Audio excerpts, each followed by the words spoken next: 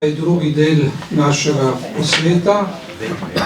Tudi v tem primeru bomo imeli 4 nekako točke, 3 referate in potem pa še spomine oziroma pričevanja 4 pričevalcev. Dovolite, da povem, da je naš posvet pozdravlja tudi deželni svetnik Marko Pisani, ki pa se žal ga ni mogel osebno udeležiti, ker je zadržan na sestanku v Ljubljani. Naj še dopolnim svoje uvodne pozdrave. Med nami je tudi vnuk Franca Jeze, Borut Vidal, ki sem ga prej spregledal. Prav, prva točka, to je prvo predavanje, ki je zdaj na sporedu, je delo 2 zgodovinarjev, Davida Hazemalija in Ane Šela.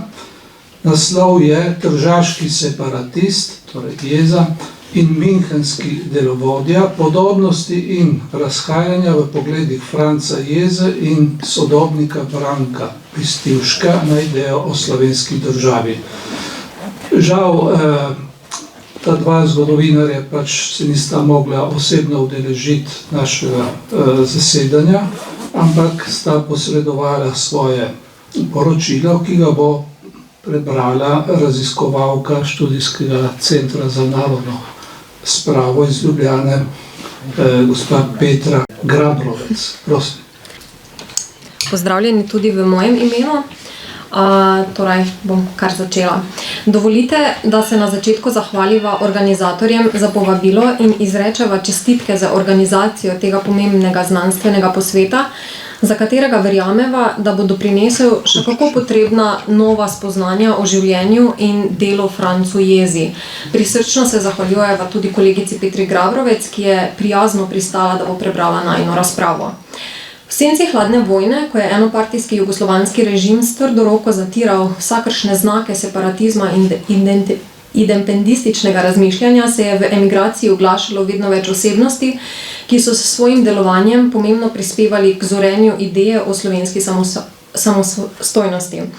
Med njimi sta bila tudi tržaški Franc Jeza, slovenski obveščevalni službi najbolje znan kot separatist, ter münchenski Branko Pistivšek, čustveno angažirani kulturni aktivist in pri SDV zapisan kot delovodja. Tako Jeza kot Pistivšek sta uporabljala pisanje kot ključno orodje za promocijo svojih ciljev, medtem ko je Jezin prispevek independističnemu gibanju znotraj slovenske politične emigracije, to je njegova aktivistična, publicistična in literarna dejavnost, dobro dokumentiran in priznan, ostaja Pistivškov doprinos temu cilju razmeroma slabo raziskan. V tej razpravi predstavljava podobnosti in razlike med njunimi pogledi na idejo samostojne in neodvisne slovenske države in njunima modi operandi, s čimer se razkriva kompleksnost različnih pogledov na zavzemanje za slovensko samostojnost. Ob tem z novimi izsledki odpirava tudi vprašanje o ozadju delovanja tržaškega in morebiti münchenskega akcijskega odbora za neodvisno Slovenijo. Življenje, delo in prizadevanja političnega emigranta v Trstu Franca Jeze kot pomembnemu slovenskemu dovoljubu, publicistu in pisatelju so v slovenski znanstveni literaturi zgledno obravnavani, pa tudi današnji znanstveni posvet bo pomembno prispeval k temu, čeprav še morda pred kakšnim desetletjem temu ni bilo tako. Medtem Branko Pistivšek z nekaj manjšimi izjemami v zgodovinopisju ostaja misteriozna osebnost slovenske politične emigracije. Njegova vloga in vpliv sta do sedaj manj znana, odnos med obema pa je za raziskovalce ostal nepojasnjen. Pistivšek je bil v Münchnu živeči domnevni pravnik in urednik, ki je svoje življenje posvetil zavzemanju za samostojno in neodvisno slovensko državo. Po vojni se je zaposlil pri bavarskem velikanu Siemens in se skozi kolumne, liriko in drugopisno dejavnost vključil v kroge slovenske politične emigracije. Kot odličen zagovornik slovenske neodvisnosti in neodvisniške struje slovenskega državnega gibanja je ustanovil in urejal mesečnik Slovenski glas, ki je služil kot platforma za njegova brezkompromisna stališča. Zaradi svojih stališč je Pistivšek postal tarča nadzora Slovenske službe državne varnosti, ki je o njem vodila dosjej z že omenjenim kodnim imenom delovodja, ki pa je bil skoraj v celoti uničen. Seveda je tudi Franc Jeza na drugi strani zaradi svojega zavzetega publicističnega delovanja in zaradi svojih prizadevanj za razširjenost ideje o nujnosti osamosvojitve Slovenije še kako pritegnil pozornost slovenske tajne politične policije, ki ga je obravnavala kot, citiram, nevarnega jugoslovanskemu sistemu in kot osrednjega akterja politične emigracije, konec citata, ter mu nadela povedno kodno ime separatist. Slovenska politična služba, policija službe državne varnosti med letoma 1966 in splošno bolj znana kot UDBA, je intenzivno spremljala in nadzor izvajala nad pravzaprav vso slovensko politično emigracijo, saj je v njej videla grožnjo enotnosti in stabilnosti Jugoslavije. SDV je slovensko politično emigracijo v 60-ih letih glede na svoje cilje razdelila v dve skupini. Tisto, ki je SFRJ videla v smislu bolj demokratične, enotne in svobodne Jugoslavije, in tisto, ki je slovenski status videla v smislu samostojne slovenske države oziroma konfederativnega statusa Slovenije v slovenski skupnosti, jugoslovanski skupnosti, Predstavne organizacije slednje skupine, ki je zagovarjala samostojno Slovenijo, so v tem času po ocenah SDV bile že Botovo gibanje za samostojno slovensko državo, sedežem v Torontu in glasilom Slovenska država, slovensko državno gibanje v Buenos Airesu s časopisom Smer v slovensko državo ter akcijski odbor za neodvisno Slovenijo s centrom v Trstu, po nekaterih podatkih tudi v Münchnu, ki ga je vodil Franc Jeza, ki je leta 1964 urejal glasilo Slovenska svoboda. Publicistična dejavnost Franca Jeze je obsegala kritiko jugoslovanstva, socializma in zavzemanje za neodvisno Slovenijo. SDV je poskušala zmanjšati njegov vpliv, na primer z odpustitvijo z radiotelevizije Trst A, prav tako so se poskušali infiltrirati v njegove kroge, da bi pridobili informacije o Jezinih načrtih in stališčih. SDV je skrbno izvajala analizo njegovih publikacij in poskušala preprečiti njihovo širjenje v Sloveniji. Jeza je kljub represivnim ukrepom nadaljeval s svojim delovanjem, ki je vključevalo širjenje idej o neodvisni Sloveniji skozi publikacije, na primer zbornik Alternativa, revije Stvarnost ter Stvarnost in svoboda, ki jih je izdajal v samozaložbi, izdajanje plakatov leta 1962 in 1963, v katerem je obstojal gospodarsko izkoriščanje vladajočega režima, ter številnimi članki v listih Slovenska svoboda, Slovenska država, s čimer je spodbujal neodvisniško misel. Podobno kot Jeza, nekaj let pred njim je tudi Pistivšek zaradi svoje publicistične dejavnosti pristal pod drobnogledom tajne slovenske politične policije. Po vpisu v evidenco dosjejev opazovanih oseb pod zaporedno številko 16902 so mu dodelili kodno ime delovodja in ga opisali kot, citiram, slovenskega političnega emigranta v Münchnu, zaposlenega v tovarni Siemens, ki sodeluje pri urejanju sovražne publikacije Slovenski glas ter deluje s protikomunističnih, separatističnih in nacionalističnih pozicij. Konec citata. Tako iz gradiva SDV kot tudi Pistivškovih spominov lahko ugotovimo, da je postal ne le tarča opazovanj in sledenja celo s strani najbližjih, temveč tudi zasliševanj agentov SDV, njegovo glasilo Slovenski glas pa jezikovnega, semantičnega in drugih pretresov, tako imenovanih informativnih pregledov. V krogih tajne slovenske politične policije so glede Pistivškovega idejnega in publicističnega boja za neodvisno slovensko državo ostajala deljena mnenja. Medtem ko analitiki SDV in nekateri vidnejši akterji slovenske politične emigracije slovenskemu glasu niso pripisovali teže, saj so v enem izmed informativnih pregledov celo zapisali, da, citiram, vsebinsko skromna publikacija ne more imeti nobenega posebnega odmeva, kar dokazuje, da je nastala le kot izživljanje in samozadovoljevanje osamljenih posameznikov, ki se izgubljajo v mladostnih idealih in zagnanosti. Konec citata. Je eden izmed agentov na terenu s kodnim imenom Hanzi Pistivškovo glasilo označil za, citiram, najboljši časopis slovenskih emigrantov. Konec citata. Dodal je še, da je Pistivšek po mnenju dr. Ljube Sirca, citiram, za slovensko emigracijo tisto, kar je Vukić Ante za Hrvaško, konec citata. V smislu komparativne analize za namen tega znanstvenega posveta sva se odločila podrobneje predstaviti zlasti prvič politični strategiji obeh pri širjenju in morebitnem uresničevanju ideje o neodvisni Sloveniji. Drugič, njuno razumevanje in izvajanje slovenskega nacionalizma, ter tretjič, njuno reševanje vprašanja političnega pluralizma v novi državi.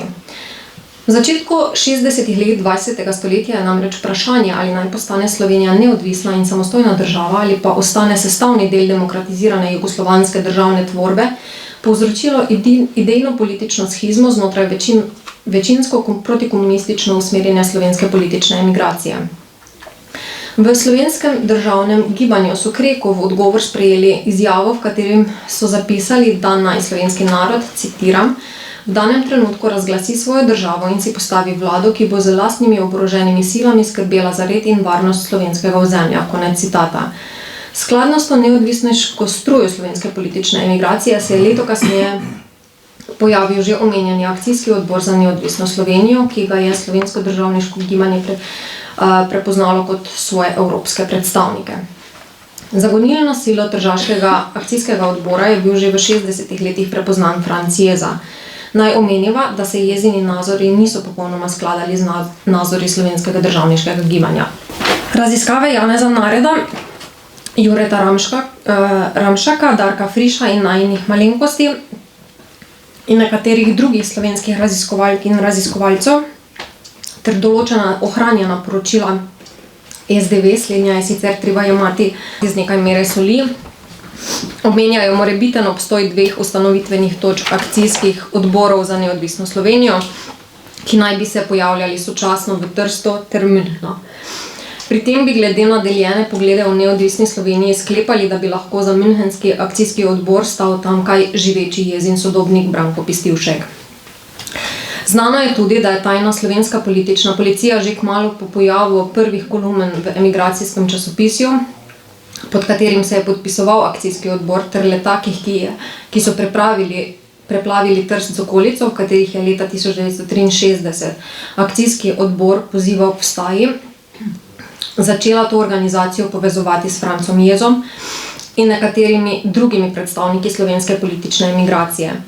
V ohranjenih poročilih SDV se akcijski odbor vselej pojavlja kot ena entiteta, ki pa naj bi imela tudi svoje punkte na Koroškem v Celovcu in v zahodni Nemčiji v Münchnu.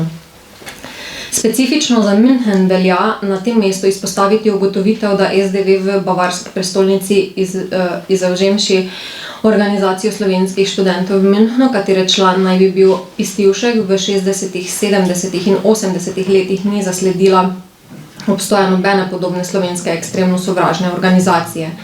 Edina evidentna korelacija med akcijskim odborom, ki je dokazano deloval v Trstu, in domnevnim akcijskim odborom v Münchnu je bil 4-mesečni obstoj glasila Slovenska svoboda, za katerega je Pistivšek v svojih spominih zapisal, da je bil projekt Franca Jeze ter Pistivškovo domnevno sodelovanje z Jezo in tržaškim akcijskim odborom.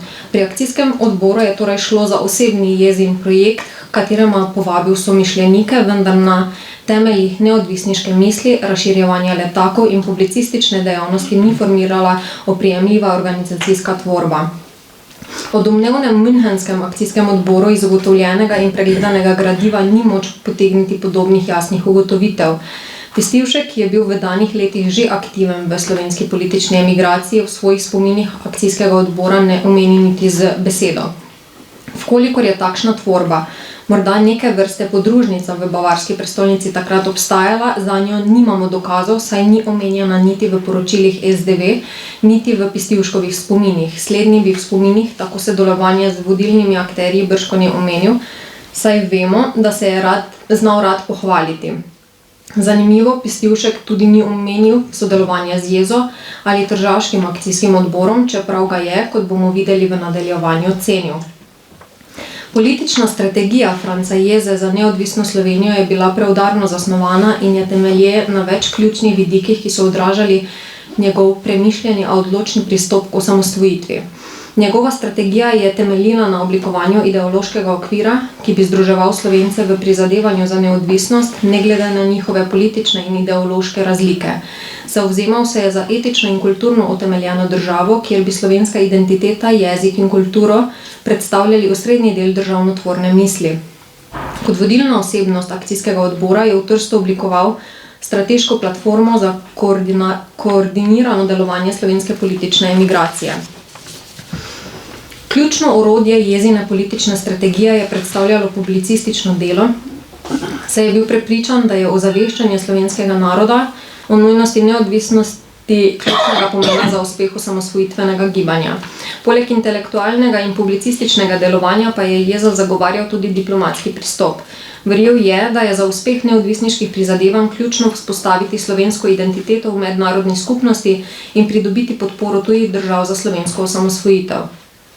Jeza je zagovarjal strateško in postopno uveljavljanje idej o neodvisnosti, pri čemer je želel izkoristiti politične razmere v Evropi in mednarodne politične trende za pridobitev podpore slovenski osamosvojitvi. Nasprotno je za razumevanje Pistivškovega idejno-političnega nazora in njegovih pogledov na idejo o neodvisni in samostojni slovenski državi potrebno vzeti v obzir nekatere specifičnosti. Prvič, Pistivškovo razumevanje političnih polov in ideologije kot take je bilo črno-belo, tako kot je bil tudi njegov odnos do maloštevilnih oseb, ki so bili tako ali drugače del njegovega osebnega življenja. V njegovih očeh je veljalo pravilo, ali si bil za popolno neodvisnost Slovenije, temelječo na krščanskih vrednotah in etičnih homogenosti slovenskega naroda, ali pa si bil nasprotnik te ideje, posledično tarča njegovih kritik. Zdi se, da je metal v isti koš takratno enopartijsko jugoslovansko vlado, tej vladi zveste slovenske politike, Srbe, predstavnike slovenske politične emigracije, ki so zavzeli Krekovo tako imenovano jugoslovansko stališče pri slovenskega vprašanja. Te je označil za jugoslovenarje, velik del slovenske duhovščine in vse osebe iz svojega življenja, s katerimi je prišel v konflikt oziroma z idejami, katerih se ni strinjal. Na jesen življenja je v ta svoj koš neodobravanja vrgel tudi ZDA in druge države Zahoda, ki je leta 1990 še niso želele priznati neodvisnosti Republike Slovenije. Drugič, tako v svojem glasilu, kot tudi v drugih časnikih slovenske politične emigracije, o katerih je objavljal, se je Pistivšek najpogosteje pojavljal pod svojimi številnimi psevdonimi, med katerimi je prednjačil psevdonim dr. Marjan Drevenšek. Tako SDV kot Pistivšek sam so potrdili istovetnost teh namišljenih oseb s Pistivškom, vendar pa to ne zadostuje, da bi z gotovostjo trdili, da so zaprav vsemi kolumnami, mnenji, obrekovanji in tako naprej, pod katerimi so se podpisale te namišljene osebe in ki predstavljajo poleg njegovih spominov poglavitni vir za Pistivškovo življenje in delo, resnično stal Pistivšek. Tretjič, analiza njegove pisne produkcije je pokazala samo kontradikcije pri nekaterih pomembnih stališčih, ki jih je zavzemal, ter tudi sicer v številnih njegovih primerjavah, ki so bile nepokrešljiv repertoar pri obračunavanju z drugače mislečimi. Tako je na primer v eni svojih razprav, objavljenih v Slovenskem glasu, zapisal, da bi bilo bolje, če bi se Republika Slovenija osamosvojila v tedanjih republiških mejah, citiram, pa čeprav pod slovenskimi komunisti, konec citata, kot pa bi ostala še naprej v jugoslovanskem državnem okvirju. Kar pa je bilo seveda v popolnem nasprotju z njegovo deklarirano in verbalno večkrat izraženo ničelno toleranco do Komunistične partije Slovenija. Zdi se, da je Pistivšek posnemal Jezino strategijo, s katero je slednji želel doseči svoje idejno-politične neodvisniške cilje. Tako kot Jeza je namreč tudi sam izbiral besedo kot poglavitno orodje za širjenje svojih prizadevanj. Ugotovimo lahko tudi, da je Pistivšek gradil svoje argumente na podobnih, če ne enakih ideoloških premisah kot Jeza. Slovenijo je videl kot jetnico komunistov iz Beograda, Slovence kot narod, ki so ga preplavili Srbi in ki mu grozi srbizacija, katoliško vero kot enega stebrov slovenstva in slovenske kulture, samostojno in neodvisno slovensko državo pa kot edini pravi cilj, za katerega se je vredno boriti. Tako kot Jeza je tudi Pistivšek začel z urednikovanjem svojega glasila Slovenski glas, za katerega je v svojih spominih zatrdil, da ni dopustil, da bi podlegel enaki usodi kot Jezina Slovenska svoboda. Jezo je posnemal tudi pri proforma ustanovitvi lastne narodnobuditeljske emigrantske organizacije v Švici leta 1971, slovenskega narodnega predstavništva, ki ga je deklariral za edinega, ki nosi težo, njegovo predstavniško telo pa za edino, ki ima to pristojnost, da naslavlja vsa slovenska vprašanja. V zvezi s švicarskim slovenskim narodnim predstavništvom velja izpostaviti ugotovitev Friša in Hazemalija, da se le to ni nikoli manifestiralo v čem drugem kot v programu, ki ga je Pistivšek objavljal v svojem glasilu in v katerem je moč opaziti elemente Jezine poslanice slovenskemu narodu iz leta 1963. Podobno kot Jeza je tudi Pistivšek velik del svojega življenja še posebej cenil hrvaško politično emigracijo in hrvaška emigrantska telesa po svetu. Vidimo lahko, da lahko med razmišljanjem in delovanjem obeh potegnemo številne pomembne vzporednice, vendar pa hkrati ugotavljava, da je bila narava Pistivškovega dela in aktivizma precej različna od Jezine. Medtem ko je prvi izražal svoje misli neomajno in preudarno, ter se je ogibal v sovražnem tonu, je bil Pistivšek temperamenten, neizprosen, direkten in žaljiv. Pri svojem izražanju je uporabljal številne ad hoc tvorjene arhaične in srbo-hrvaške skovanke. Vse življenje se je trudil prodreti v sam vrh slovenske politične emigracije in doseči spoštovanje, ki so ga uživali nekateri njegovi sodobniki, še posebej Jeza. Vendar mu to za razliko od Jeze ni uspelo. Kar se tiče druge omenjene točke o razumevanju in izvajanju nacionalizma, ga je Jeza zagovarjal zlasti kot odgovor na jugoslovanski unitarizem in kulturno zatiranje, ki jo je Jeza videl kot glavni oviri za slovensko suverenost. Franc Jeza je v svojih publikacijah kritiziral vključitev Slovenije v socialistično Jugoslavijo brez plebiscita, označujoč se kot, citiram, vojaško zasedbo in politično ideologijo, ki se ni ozirala na zgodovino in narodno zavest, konec citata. Jugoslovanski komunizem je opisal kot, citiram, več kot fašističen, konec citata, zaradi njegove, citiram, policijske narave in osebne diktature, konec citata, ki je bila v njegovih očeh krinka za velesrbstvo. Jeza je v svojih člankih, kot je Slovenija se mora izluščiti iz Azije, poudarjal kulturne razlike med Slovenci in bizantinskim Balkanom, s čimer je zagovarjal pravico do neodvisne slovenske države na podlagi kulturne in zgodovinske identitete.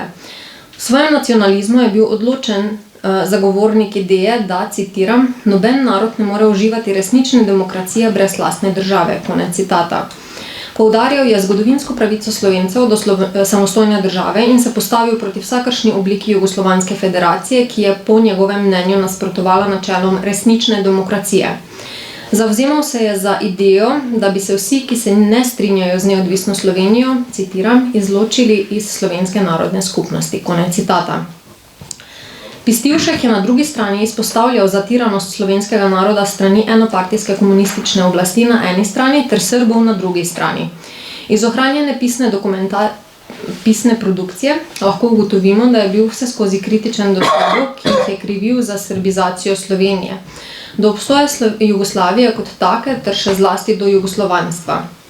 V zvezi s tem je pod psevdonimom dr. Marijan Drevenšek zapisal naslednje, citiram, takoj po dejanski zasedbi jugo-okupacijskih čet se je namreč v Sloveniji, kateri so licemersko priznali značaj samostojne republike, začelo izvajati politično jugoslovanstvo v vseh panogah javnega življenja, kar je prineslo seboj a. načrtno biološko uničevanje slovenskega naroda, b. hoteno gospodarstvo upropaščanje Slovenije, c. nezaslišano kulturno nazadovanje in č.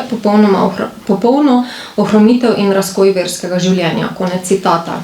Kot predpogoj za obstoj slovenskega naroda je videl rimokatoliško cerkev. Kar se tiče vprašanja političnega pluralizma v novi državi, je Jeza v svojih esejih in kritikah poudarjal pomen demokratičnega pluralizma, ki bi omogočil sodelovanje različnih političnih skupin pri oblikovanju neodvisne države kot njuni sestavni del prihodnje slovenske države. V svojem delu je poudarjal, da je resnična demokracija možna le v suvereni in neodvisni državi, kjer je politični pluralizem zagotovljen. Pistivškovo dojemanje vprašanja političnega pluralizma v novi slovenski državi pa je bilo izrazito binarno. Kot je razvidno iz njegovih zapisov, ni dopuščal nobene vrste političnega pluralizma, ki bi vključeval kakršnokoli obliko socializma ali komunizma.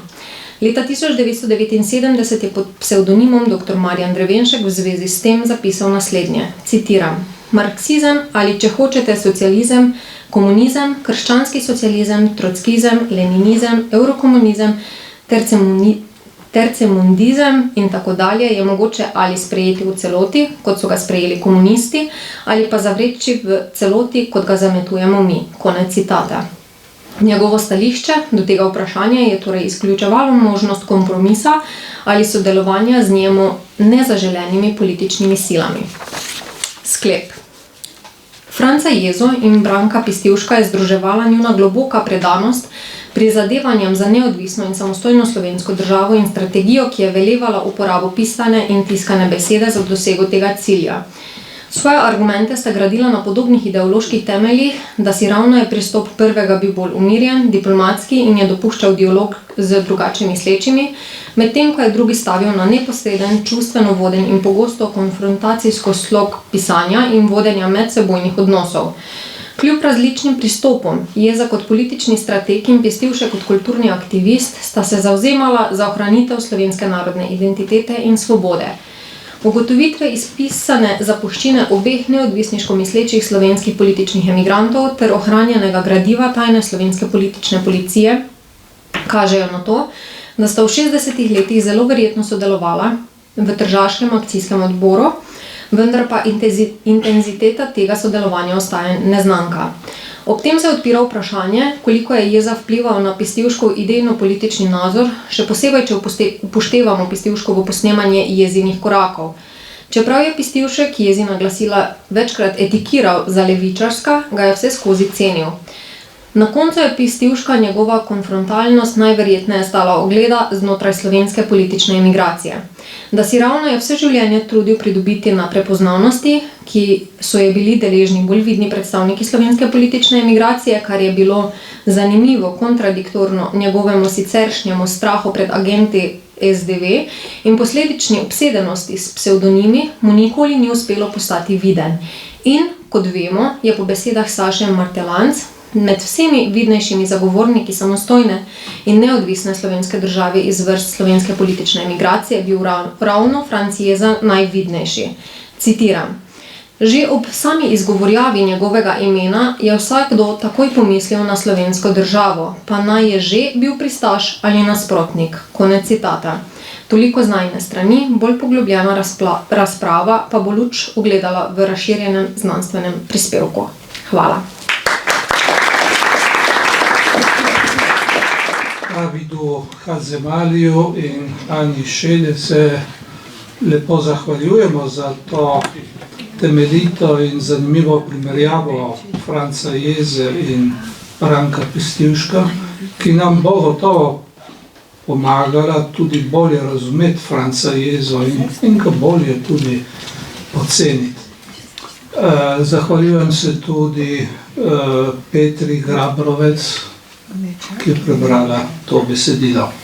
No, zdaj pa vabim Sergeja Pahorja, da se približa predavateljski mizi.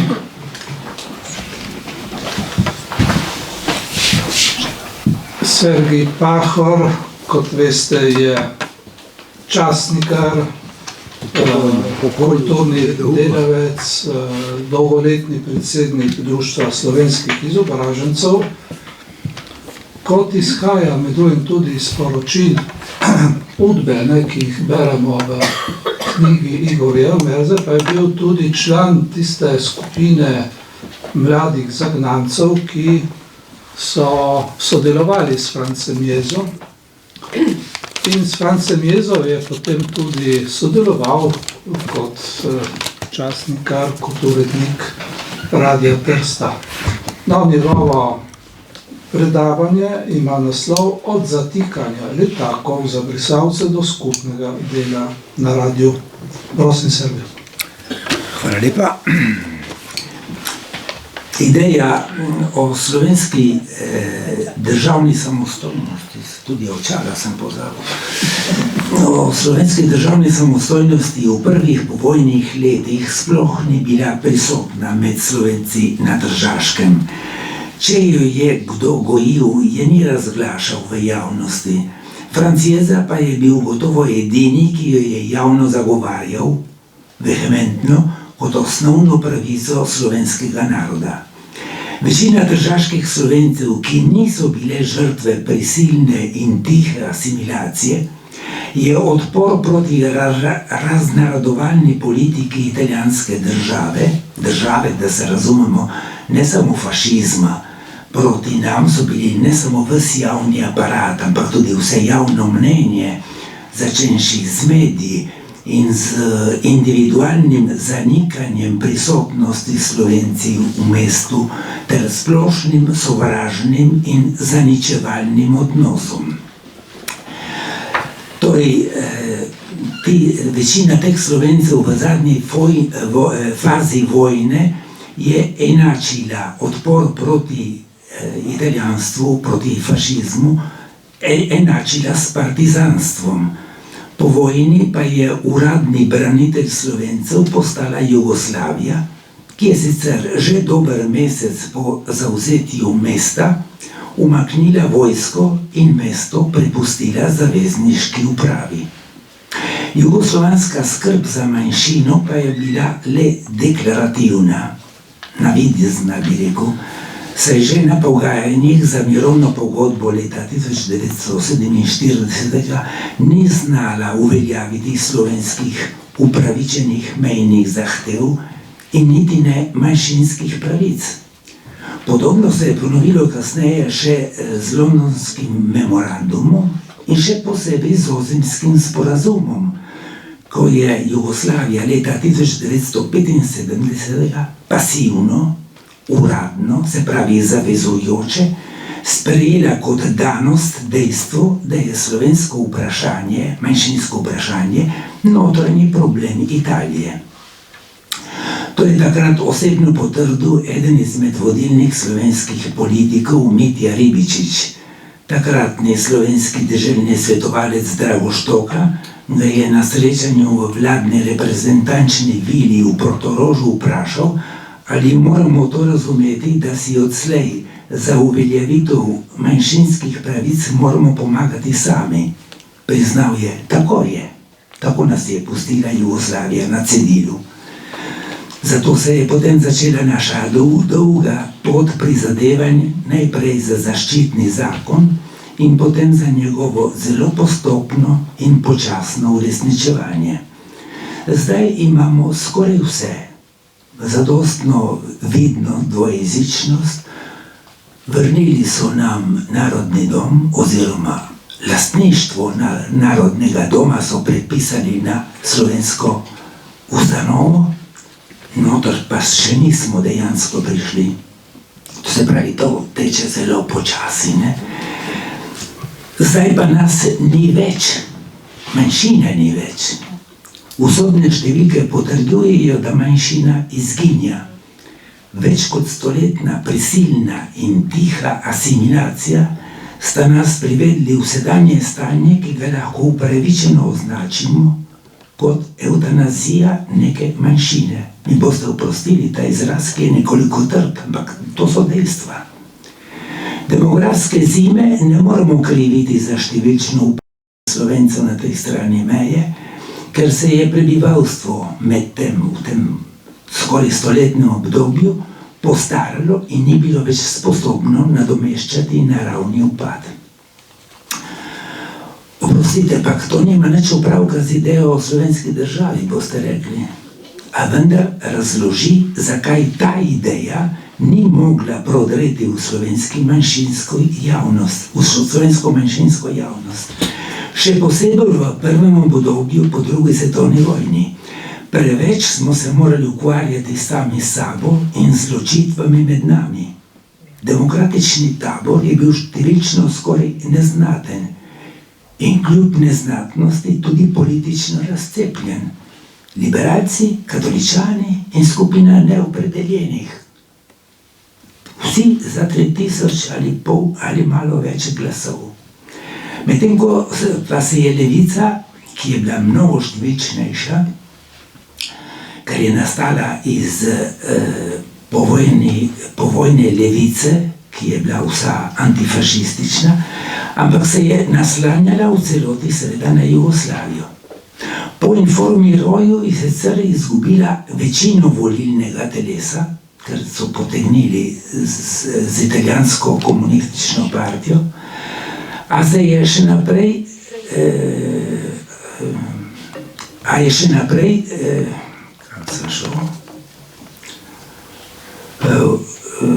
naprej uživala vso gmotno podporo iz Ljubljane in tako ustvarjala tudi neke vrste poklicnih Slovencev. In to se pozna še danes pri nas. Niti duhovščina ni podpira želja in teženj po slovenski samostojni državi, ki so se vendarle pojavile po zaslugi beguncev iz Slovenije.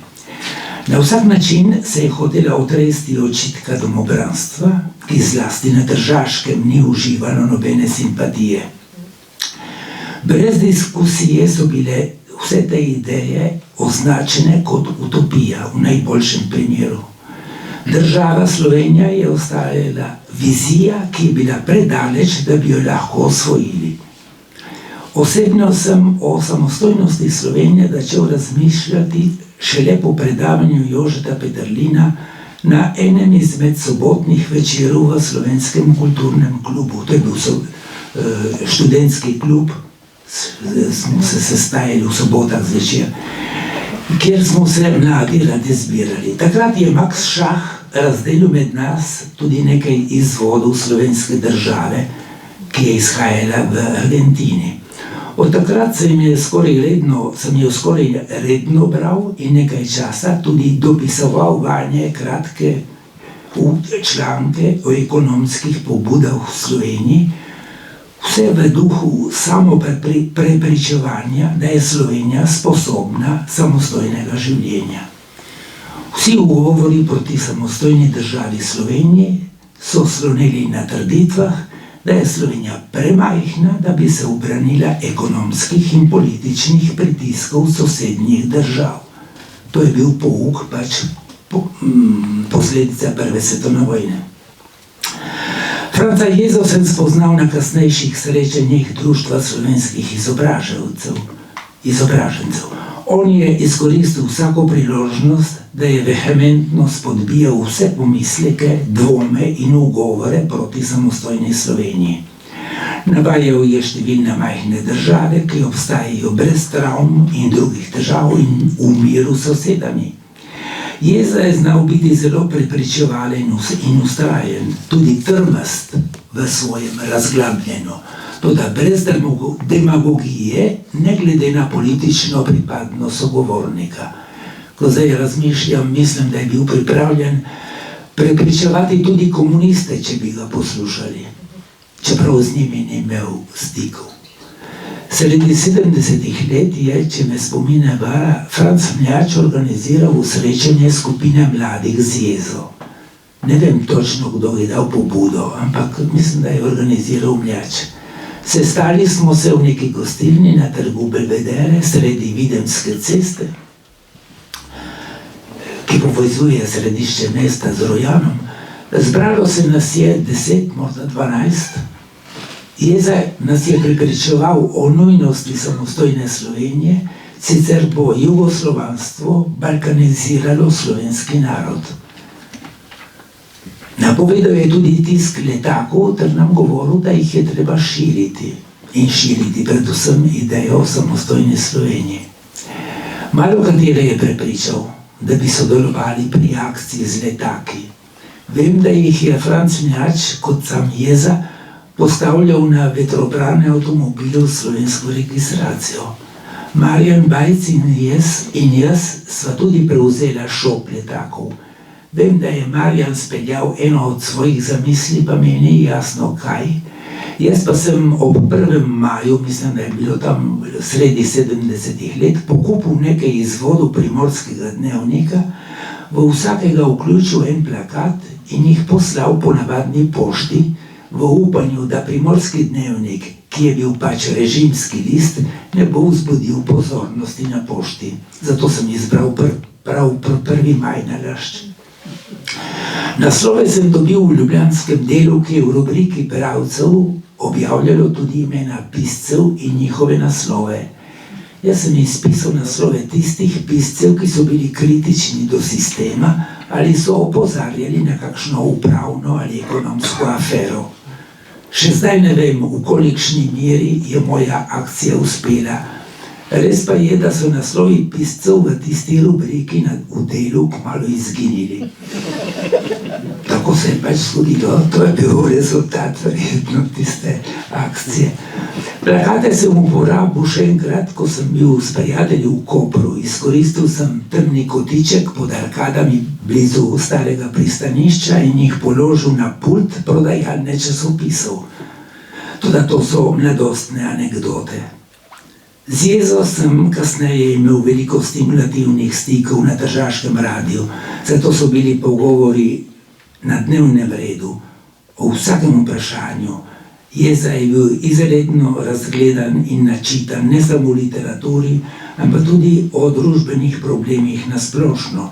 Ni bilo težko začeti pogovora, kvečjemu ga končati. Bil je tudi trmast in slepa ni popustil. Imel je velik smisel za politiko, čeprav se ni vključil v nobeno od naših političnih gibanj, znal pa je biti kritičen. Čutil je potrebo po stranki.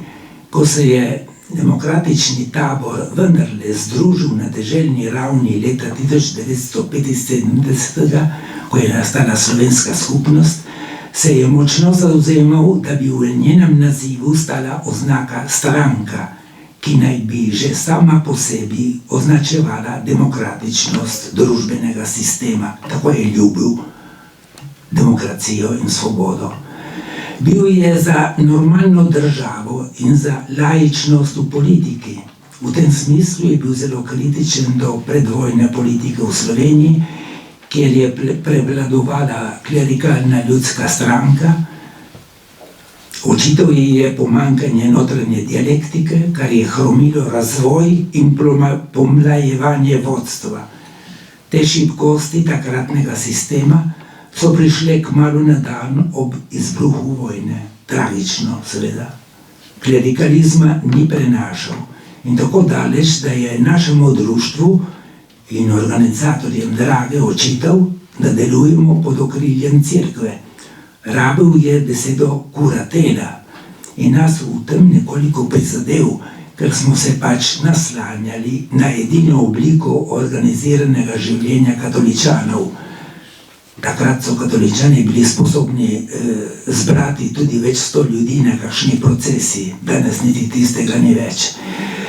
Ideološko se ni opredeljeval, a je do komunizma imel zelo jasne in odklonilne poglede. Večkrat je ponovil, da se bodo posledice komunistične diktature poznale v narodu še 100 let in to nakazuje tudi sedanji razvoj v slovenski družbi. O svojih izkušnjah z režimom kmalu po vojni, ki so ga pripeljali do bega na zahod, ni rad govoril. Tudi o begu samem zelo na kratko. Preko meje je šel nekje v Beneški Sloveniji. Bilo je jeseni leta 1948, pri zadnjem soncu je hodil preko skal in le malo je manjkalo, da ni stopil na gada, ki je užival še zadnjo toploto dneva. Raje se umaknil in nadaljeval pot drugo jutro. Naletel na potok in mu sledil do Idrije. Bil je na zahodu in potem je sledil Trst. Hvala lepa.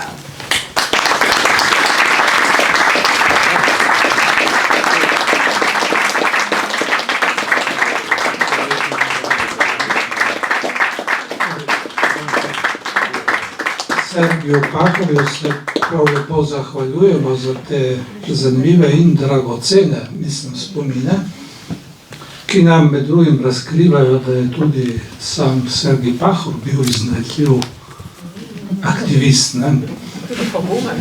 In pogumen aktivist. No, zdaj pa vabim profesorja Primoža Šturmana. Primož Šturman je, kot verjetno marsikdo ve, je zgodovinar, pisatelj, pedagog, rojen je v Trstu, poučuje tudi tu na slovenskih šolah v Trstu, živi pa na drugi strani meje, tako da je, bi rekli, lahko čezmejni Slovenec. Lahko bi rekli. Torej, je pa tudi dober poznavalec Franca Jeze, kot je bilo že nekajkrat omenjeno, je skupno s Borisom Pahorjem uredil Jezove spise, ki so šli leta 2012 v knjigi In zgodil se je čudež. Se bo čudež. Prosim, Primož. Ja, torej tudi v mojem imenu najlepša hvala za povabilo na simpozij. Se bom skušal držati 20 minut. Ja, čeprav je bil naslov mojega prispevka napovedan, torej leposlovno in publicistično ustvarjanje Franca Jeze, sem se jaz nekoliko bolj poglobil v nekatere aspekte, in sicer predvsem v to povest Povratek iz vesolja, ki je izhajala v Novem listu v začetku 60-ih let. Bi pa začel seveda z enim osebnim spominom, torej ne bi imel v začetku referata dovoljeno, da z vami delim dobro desetletje star spomin. Tedaj sem v sodelovanju z Borisom Pahorjem in Dragom Jančarjem, ki je bil urednik na Slovenski matici, pripravljal izdajo zbirke političnih spisov Franca Jeze, ki je nato po leti 2012 z naslovom In zgodil se bo čudež išla pri Slovenski matici v Ljubljani. Zdaj, nam je največjo težavo predstavljalo dejstvo, da so bili Jezovi zapisi, nekih imamo tudi tam razstavljenih, raztreseni tako rekoč po celem svetu, predvsem v zdomskem tisku, kar je od mene, ki sem gradivo zbiral, zahtevalo veliko napora. Posamezna besedila, ki so se raztezala tudi v več stolpcih, je bilo treba namreč fotografirati, potem pa je prišel najtežji del, se jih je zaradi slabe kakovosti ni bilo mogoče kar tako digitalizirati.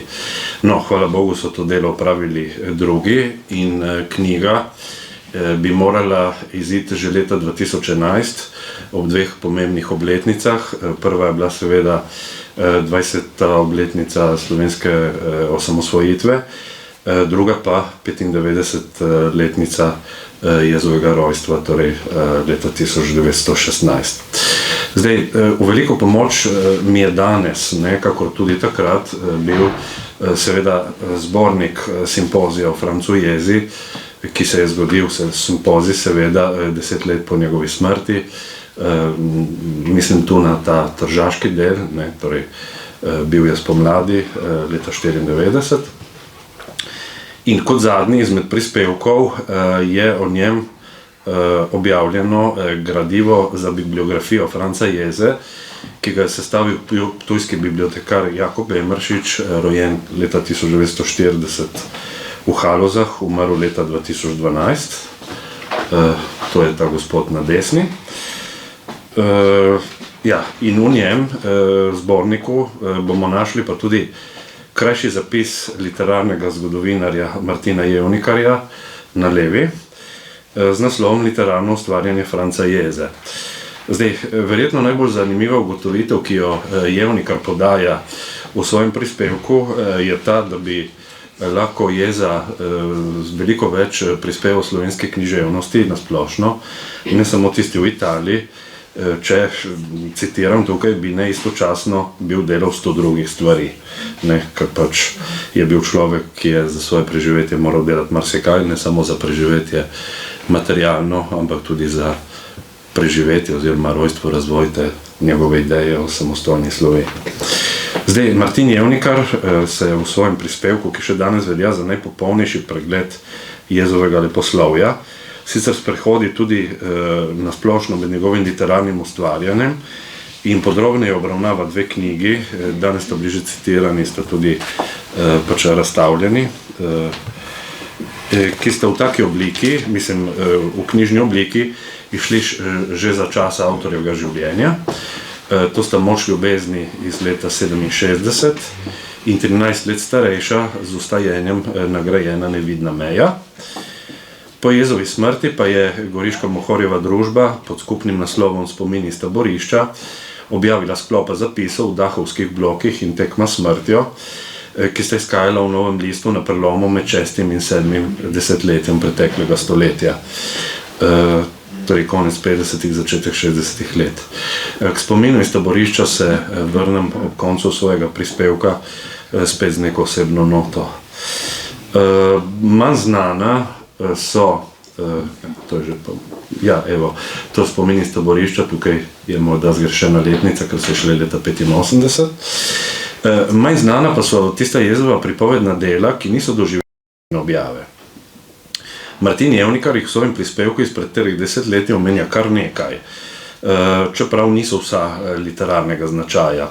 Roman, ali bolje rečeno povest Povratek iz vesolja, je izhajal od marca 61 do januarja 63 v Novem listu, Potopis po Skandinaviji pa v isti obliki slabih 10 let kasneje.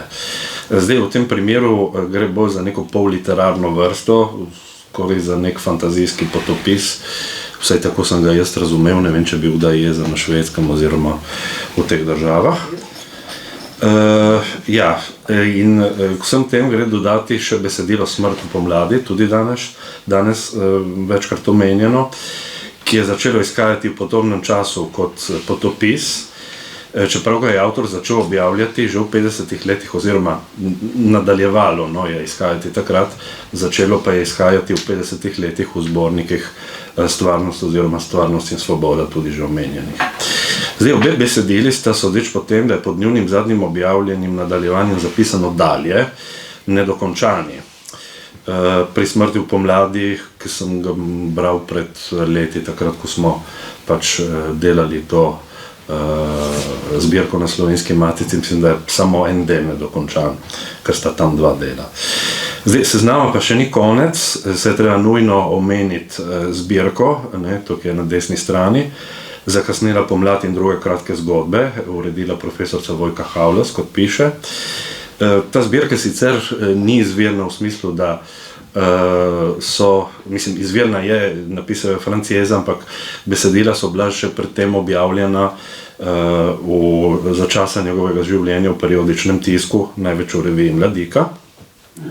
Išla pa je leta 2010 na Ptuju, torej kakšno leto pred odkritjem njegovega kipa, Kratori na Hajdini, kjer se je Jeza rodil in je bila nekakšen homaž dolgo časa pozabljenemu oziroma zamolčanemu rojaku. Publikacija je bila nato kmalu po izidu predstavljena v teh prostorih, če se ne motim, bilo decembra 2010 ali vsaj konec leta. In potem, da pridem počasi k koncu tega seznama, ki je res zelo dolg, k Jezovi otroški leposlovni ustvarjalnosti spadajo še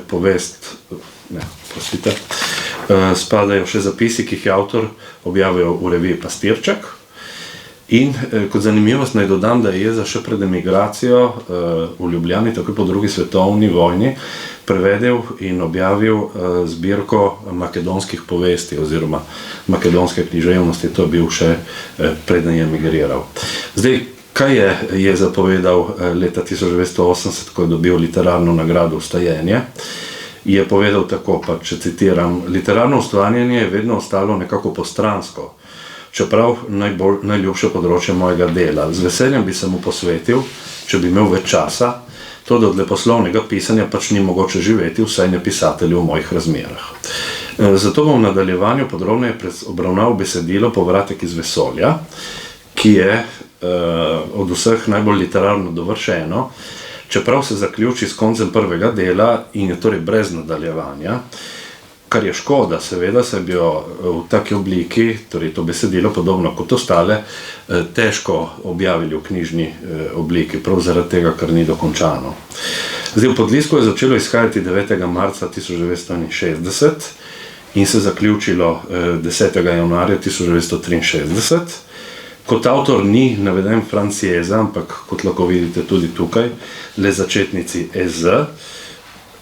In skupno je tednik Novi list objavil 88 nadaljevanj te zgodbe, to mislim, da je 45.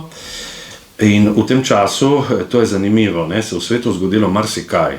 Od poleta prvega človeka v vesolje, o tem seveda tudi poroča Novi list na svojih prvih straneh, medtem ko je ta povest nekje na zadnji ali pred zadnji strani izhajala v Podlistku. In to je verjetno pisca tudi še najbolj navdihnilo pri pisanju te zgodbe.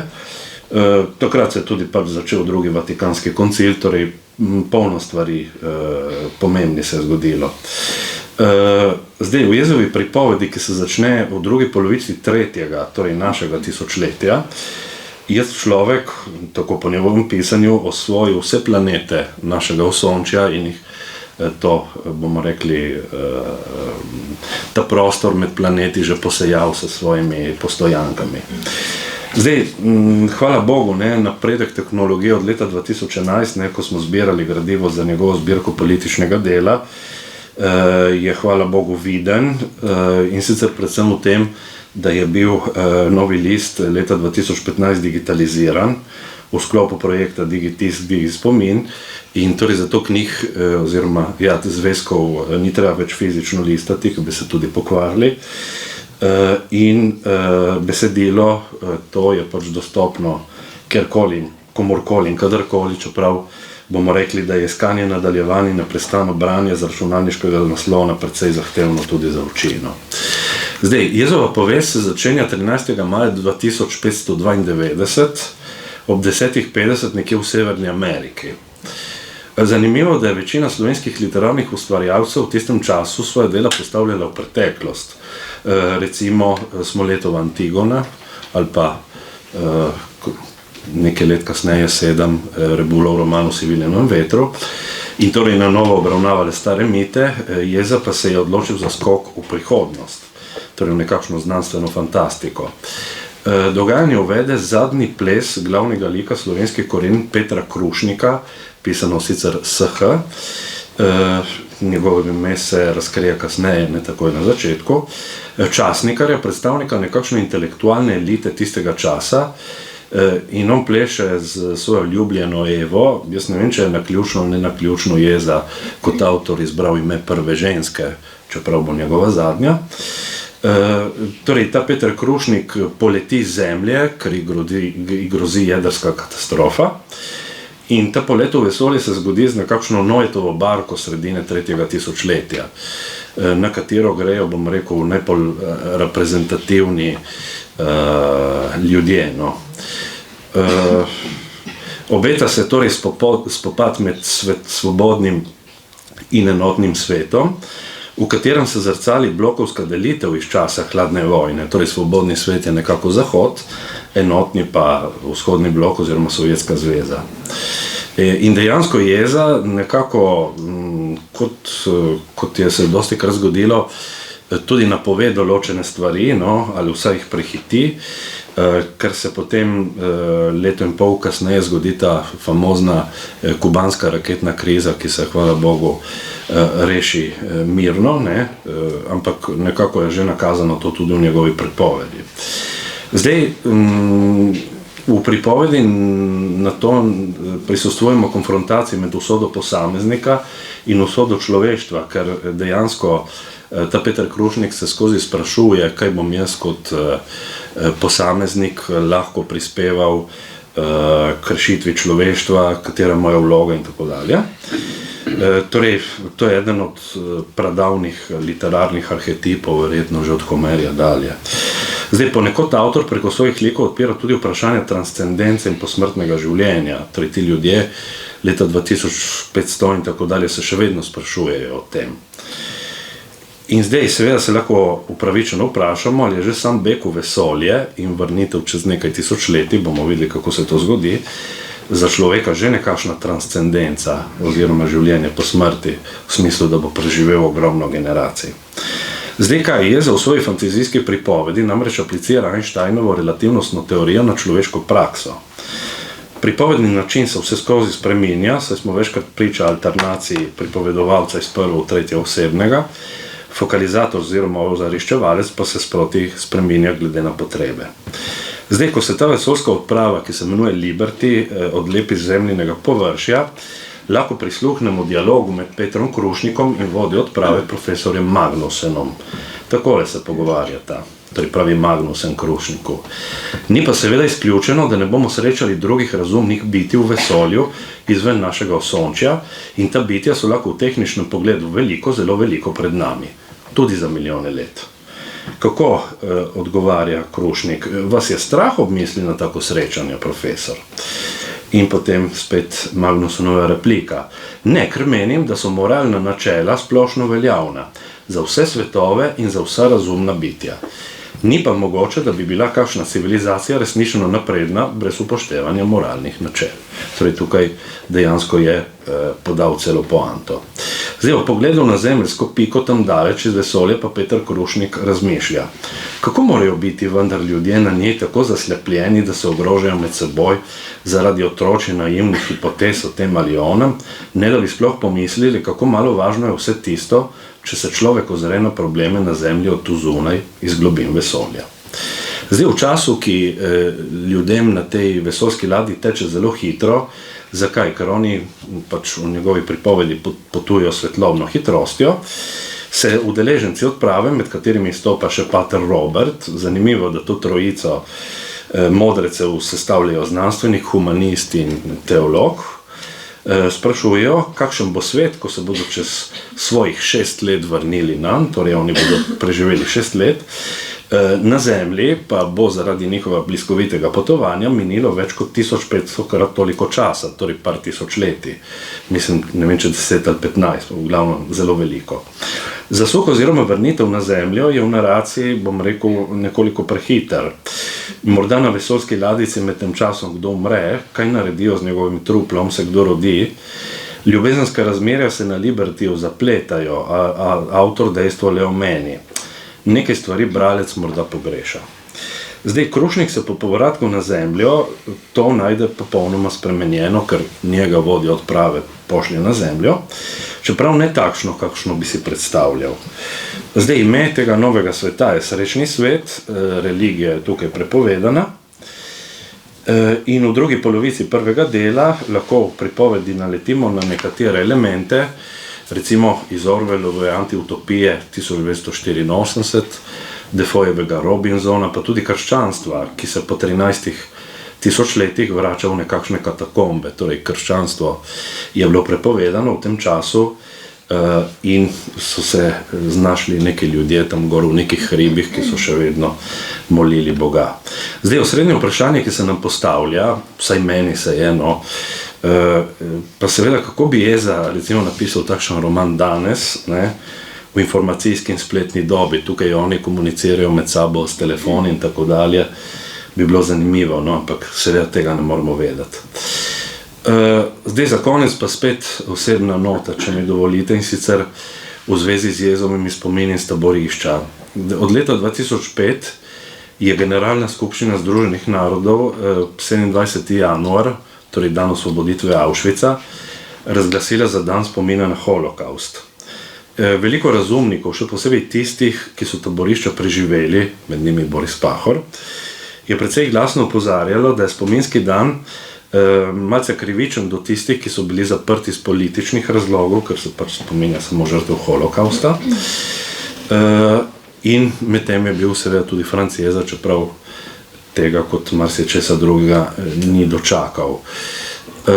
Torej, zakaj berimo Franca Jezo z dijaki, če dovolite? Jaz sam se skušam v svoji šolski praksi držati načela, da je v tej priložnosti 27. januarju namreč vsaj enkrat v vsakem razredu predstavim odlomek Virov človeka, torej ga imate na desni strani, iz zgoraj omenjene Jezove knjige, ki se nahaja v antologiji od antike do danes, naslovnica na levi, ki je uredila Nada Pertot pred tolikimi leti. Zdaj, učbenik že dolgo ni več predpisan kot obvezno gradivo, ampak ga še vedno imamo na vseh naših višjih srednjih šolah. Zdaj, če na kratko lahko predstavim ta odlomek, ki je seveda napisan v prvi osebi, tu se 4 ljudje, med katerimi je eden od teh Jeza, znajdejo nekega popoldneva, ki je tudi, kot morda vidite, vreme bilo tiste januarske dni pomladno lepo, torej nek lep spomin, čeprav iz taborišča, se jim pokaže priložnost, da grejo za par ur iz taborišča, neko delo je treba opraviti, obljubijo jim, da bodo dobili več hrane, čeprav se to ne zgodi. In torej oni v tem času, ko jih ta stari, ne vem, če SS-ovski častnik vodi iz taborišča, pravi, da se končno počutijo ljudje, opravijo to delo, neko jamo morajo skopati, verjetno bo to šlo za kakšen grob in tako dalje. In potem, ko se vračajo v taborišče, naletijo na neko nemško žensko, ki vozi otroka v vozičku, in ta nemška ženska jim ponudi hrane, pijače in tako dalje. In Jeza pravi takrat ne samo to, da se je končno počutil človeka, ne, da je bil to en srečen oklepaj iz časa njegovega taborišča, ampak da je tudi v tistem momentu cel, bom rekel, gnev oziroma sovraštvo, prezir do nemškega naroda v trenutku splahnel, je rekel, tudi Nemci verjetno doživljajo isto stvar, mož te gospe je verjetno nekje na fronti, zato je sama z otrokom. Torej, nek odlomek, ki je prevzet z nekim globokim humanizmom oziroma človečnostjo. Zdaj, zato bi pozval torej vse svoje stanovske kolege, da naredijo podobno, ker mislim, da to vsaj v našem času in v našem šolskem sistemu, tako kot ga poznamo, je verjetno edini način, da bodo naši dijaki vsaj enkrat v življenju slišali za Franca Jezo. Najlepša hvala.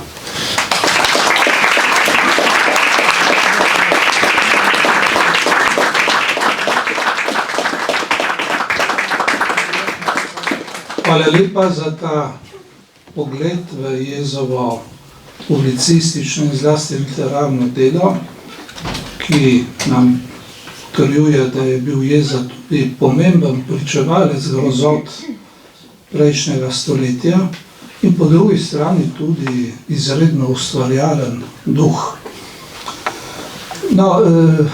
Preden bomo zaključili ta simpozij s splošno razpravo, bomo prisluhnili še 4 pričevanjem, in sicer najprej bo na vrsti. Najprej bo na vrsti Jezova hči Evelina, potem bo Marko Tavčar, časnikar in pa tudi mlad kolega Jezov. Potem bomo prisluhnili pričevanju Drage Štoke in zaključili s spomini Mira Opelta. Torej, ta del smo si prireditelji zamislili tako, da je prost, nevezan, mogoče celo še kdo, ki bi kaj dodal, ne vem, če bo profesor Vremec kaj dodal ali kdo drugi. Prvi prispevek pa ima seveda Jezova hčerka, ki pa je napisala svoje pričevanje, vendar zaradi emotivnosti takega pričevanja je prosila prijateljico in sošolko Anko Peterlin, da bo ona prebrala, in se mi zdi, da je prav, da ji zdaj predamo mikrofon.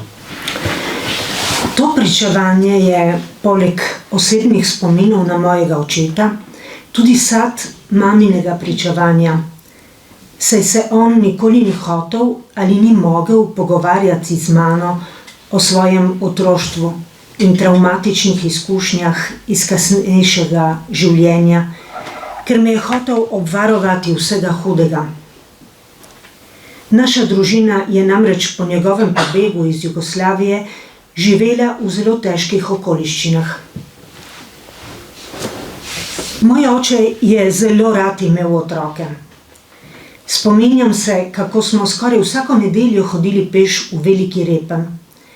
Z nami so pogosto prišle tudi moje prijateljice. Med potjo se nam je pridružila tudi moja psička Lili, ki je sicer živela v pasjem zavetišču, ker mama ni dovolila, da bi jo imeli v stanovanju. Igrali smo se na Kraški Gmajni, kjer se je nahajal bunker. Na njem smo otroci nastopali s plesnimi in pevskimi točkami. Zato ga je oče poimenoval Bunker teater. Bil je vedno dobre volje, nasmejan, prijazen. Nikoli ni dal slutiti, da ima skrbi. Z menoj se ni nikoli kregal ali dvignil glasu nad mano. Imel je rad ljudi in je vanje verjel.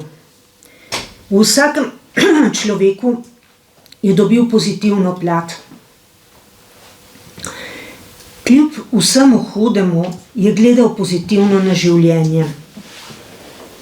Dolgo let se nisem zavedala, da smo imeli kakšne ekonomske težave. Saj mi je nudil vse, kar sem si želela. Prišel pa je čas, ko sem spoznala, da temu ni tako. Mama mi je namreč povedala, da so se na radiju, kjer je delal, odnosi z nekaterimi sodelavci iz dneva v noč spremenili. Tak odnos do njega so zavzeli tudi nekateri ljudje izven delovnega okolja, za katere je mislil, da so mu prijatelji. Potem sem od nje, od mame, izvedela, da je tati izgubil službo. Rekla mi je, da mu je kolega, ki ga je zelo spoštoval, svetoval naj toži. On pa tega ni mogel storiti, ker nismo imeli dovolj denarja za odvetnika. Od takrat je oče delal na radiju samo še honorarno.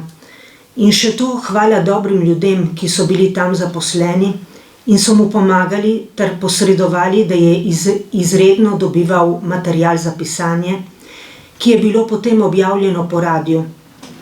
Delal je cele noči ob veliki količini kave, plačan pa je bil po številu vrstic, ki jih je napisal. Ker je bilo delo honorarno, je moral plačevati zelo visoke davke. Zato je skrbela mama, ki je poskrbela za komercialista, ki tudi ni bil zastonj in pri tem izgubila ničkoliko živcev. Z očetom sva imela zelo lep odnos. Če sva imela v čem različno mnenje, posebno v mojih najstniških letih, sva komunicirala in razčistila zadeve v pisni obliki, še posebno, če so bile to delikatne teme, o katerih se je bilo težko ustno pogovoriti. On mi je v pismu razložil svoje stališče, na katerega sem jaz prav tako pisno odgovorila. V času, ko sem bila mlada študentka, sem v pogovorih s sovrstniki znala odločno nasprotovati tistim, ki so se navduševali nad Titovo Jugoslavijo in njegovo diktaturo, ter nad krivicami, ki so se tam dogajale. Pri tem sem vselej čutila očetovo moralno podporo.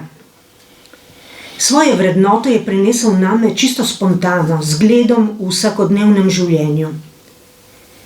Mama pa je breme negotovosti, predvsem ekonomske, zelo težko prenašala. Včasih se je zgodilo, da me je iz spanja prebudil pritajen in zaskrbljen mamin glas, ki je prihajal iz kuhinje. Vili, kako bomo živeli? Naj razložim, zakaj ga je mama imenovala Vili. Ko se je oče nastanil v Trstu, je organiziral mamin pobeg iz Postojne v Trst. Spoznala sta se leta 1943 na vlaku, s katerim se je vračal iz italijanskega zapora v Volterri. Pobeg je bil zelo tvegan in ni smel zanj izvedeti nihče razen mojih staršev in prijatelja, ki mu je oče 100% zaupal in ji je pomagal pri pobegu. Ta je prinesel mami kodirano sporočilo, ki ga je ona prepoznala. Med drugim sta si morala nadeti kodni imeni. Oče je bil Vili, mama pa Tinka. To je bil pobeg čez gozdove in gmajne, kjer je bila stalna nevarnost, da ju ne bi dobili graničarji in ju ustrelili. Takrat se je mami globoko ukoreninil strah, ki jo je spremljal vse do konca življenja. Spomnim se, kako je svoji mami in domačim rekla, da gre tisti dan v Beograd na miting in jim tako prikrila svoj pravi namen. Šele po daljšem času, ko je bila v Trstu, se je po pošti oglasila domačim. Kasneje ji je sestra tudi poskrbela vse dokumente za poroko. Kljub idiličnemu otroštvu, ki mi ga je nudil oče, so se v meni porajali določeni strahovi, posebno v zvezi s pogostimi čudnimi obiski, ki smo jih dobivali doma. Iz maminega izraza na obrazu sem ob teh obiskih vedno razbrala, da je jo bilo zelo strah za mojega očeta. On se je sicer zelo trudil, da bi zminimiziral nevarnost teh obiskov tako, da je mami z blagim nasmeškom navajal te obiske z besedami: "Draga Tinka, jutri me bo obiskala moja prijateljica Udba." Takrat jaz še nisem razumela, kaj to pomeni in kdo je ta prijateljica. Kasneje je zadobivala različna imena, na primer prijatelj Kos, prijatelj Emil in tako dalje. Čez čas sem povezala ta imena z nečim grozljivim, z nečim, kar bi bilo lahko za življenje mojega očeta zelo nevarno. Živo se spominjam večera, ko sem bila še majhen otrok in je nekdo iskal očeta po telefonu. Mama mu je povedala, da ga ni doma in da bo prišel pozno. Takoj je poklicala očeta, ki je bil na radiu in je pisal zadnja poročila, ter se navadno z zadnjim tramvajem pripeljal domov. Naročila mu je, naj se za božjo voljo ne vrača domov in naj tisto noč raje prespi v Trstu, v hotelu Pošta. Kmalu zatem se je oglasil zvonec pri hišnih vratih. Oglašal se je dolgo in vztrajno. Nato se je slišalo trkanje na vrata. Mama se ni oglasila in ni odprla vrat. Dala me je na kolena za kuhinjsko mizo in mi ves čas šepetala, naj bom čisto tiho. Od takrat se je moj odnos do prijateljice Udbe krepko spremenil, saj se mi je Udba razodela v svoji pravi podobi. Razumela sem, da so to ljudje, ki bi lahko očetu stregli tudi po življenju. Pri naslednjih obiskih sem postala zelo previdna, včasih pa me je mama tisti dan poslala k prijateljici. Čez nekaj let, bila sem stara približno 10 let, je spet prišel k mojemu tatku obisk. Vstopil je moški srednje visoke postave, s svetlo rumenimi lasmi, z rahlo rdečimi odtenki. Ko sem ga zagledala, sem okamenela in v meni se je porodil nov strah. Oče pa ga je mirno sprejel v dnevno sobo in za seboj zaprl vrata, česar navadno ni storil. Nekaj časa sem vlekla na uho, da bi ujela, kaj sta se pogovarjala. Potem pa ne vem, kaj mi je šinilo na misel, da sem šla k njegovemu plašču, ki je visel na obešalniku na hodniku, in z roko preiskala oba njegova žepa. V svoji otroški naivnosti sem se namreč bala, da ne bi morda imel v njih pištole. V tolažbo mi je, da je tati po tako težkem življenju dočakal nekaj zelo svetlih dogodkov, ki so ga nadvse osrečili, na primer mojo poroko, rojstvo prvega vnučka, 3 leta kasneje pa še vnukinje. Žalosti pa me dejstvo, da ni dočakal rojstva samostojne, suverene države Slovenije, za katero se je boril celo življenje. Hvala, Evelina, za to ganljivo pričevanje. Zdaj pa je na vrsti Marko Tavčar. Marko Tavčar je časnikar, do nedavni urednik Radia Trsta. Je pa tudi uredil zbornik simpozija o francujezi iz leta 1994, ki je šel pri Goriški Mohorjevi družbi. No, gotovo bo kaj zanimivega povedal. Ja, vsem tem, kar smo slišali, ne bo dosti novega in predvsem bi rekel, da se nujno ponavljamo vsi tisti, ki nekaj tako bi radi povedali o jezi. Vsekakor ne bo vsem lep pozdrav, ki ste imeli Franca Jezo radi in hvala, da ste organizirali ta večer, ker mislim, da je prav in lepo, da se spominjamo ljudi, ki so bili med nami, ki so živeli med nami in ki so dejansko izgoreli za uveljavljanje svojih idealov. Sergij Pahor je spregovoril o jezi na radiju, o tem, kako je pač bil cele dneve pri pisalnem stroju, pisal je z enim prstom izredno hitro. Vsi, ki smo kdaj ga videli pri delu, smo se čudili, kako hitro zna pisati z enim prstom. In jaz sem osebno zelo hvaležen, to sem že večkrat rekel, da si je vzel čas zame, ko sem tisti prvi dan prišel nadomeščati bolnega kolego in pač nisem bil vešč pisanja za radijska poročila. On si vzel čas, me je poklical k sebi, mi je podčrtal glavne točke teh 3 novičk in je rekel, povej po svoje, prinesi nazaj, bomo pogledali skupaj. Mislim, res jaz ga smatram za človeka, ki je znal na izredno empatičen način, zelo prisrčno, zelo prijazno nagovarjati ljudi. Mene takrat še mladega, tako začetniškega časnikarja. In moram potrjujem to, kar so rekli kolegi, da ga je zanimalo vse mogoče. Od zgodovinskih tem, recimo spominjam se, kako je pisal kulturno kroniko o celjskih grofih, ker je hrvaška zgodovinarka Nejčeva objavila študijo o celjskih grofih in on je tako to stvar temeljito obdelal v svojih kulturnih kronikah. Ampak tudi o, tako, bi rekel, o fantastičnih temah.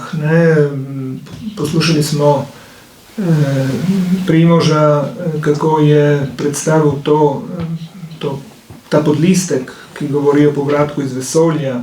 Podobno velja tudi za tisto povest, ki tudi je nedokončana, Nevidna meja, kjer pač opisuje skupino ljudi, ki so se znašli nekje v nekem prihodnem svetu. In tudi take stvari te vprašal, da ti se recimo bil premiral, kaj misliš, kako bi se lahko taka skupnost, ki se naenkrat znajde čisto sama sredi neznanega sveta, znašla in preživela. In kot take stvari so ga zanimale, kot ga je zanimala tudi zelo ekonomija, gospodarske teme. Bil je izredno socialno čuteč človek, kot človek, ki je veliko pretrpel, je bil zelo pozoren na problematiko recimo brezposelnosti, na problematiko tudi izkoriščanja delodajalcev oziroma izkoriščanja ženskega dela.